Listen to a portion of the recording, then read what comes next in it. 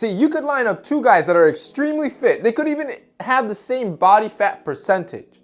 But if one of them has broader shoulders and a slimmer waistline, he's instantly perceived as being more athletic, more fit, more proportionate, and just stronger. And that, my friend, that's aesthetics. So in today's video, I'm gonna show you how to build that amazing V shape and also how to enhance it, so even if you don't naturally have it, you can give the illusion that you do. So there are a lot of muscle groups that contribute to that perfectly V taper.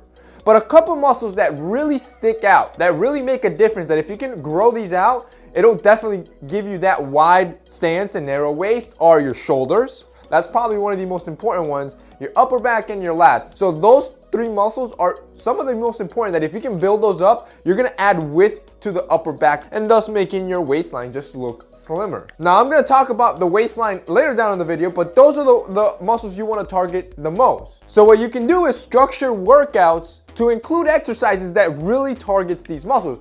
Two that instantly come to mind are wide grip pull-ups and deadlifts. These two workouts, I do it every week and I include them in my workouts every week. These are essential workouts to really build out those lats and increase that mass on your upper back. But of course, this stuff doesn't happen overnight.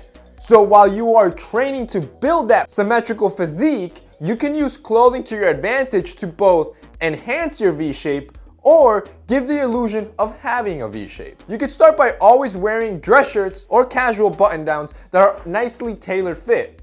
Also, I would recommend that you always tuck them in. Notice the instant difference in your waistline from tucking in your shirt versus keeping it untucked. Your waistline automatically looks slimmer because you are cinching in all that extra fabric into your pants. You can then proceed by always wearing a proper belt. A good belt will cinch your waistline even further to give you the most prominent V shape possible by really cinching in your gut. A great belt to use for this purpose are belts from Anson Belts. Now I've talked about these guys before, but what's great about these belts is that they're micro adjustable by 1/4 inches.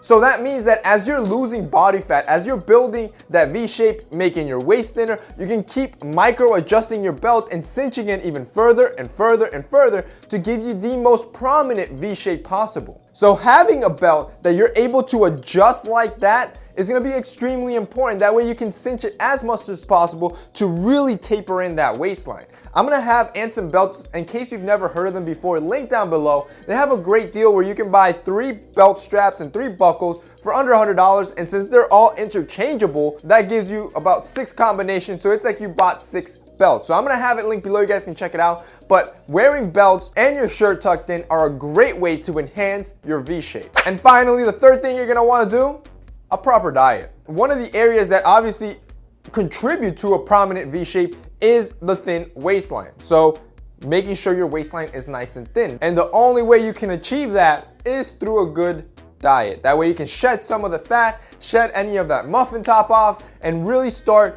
shredding down that midsection. Because you got to keep in mind, you can do all the sit-ups you want, you can have the most prominent and strongest core possible, but if you have a lot of fat, it's just going to be hiding under that fat.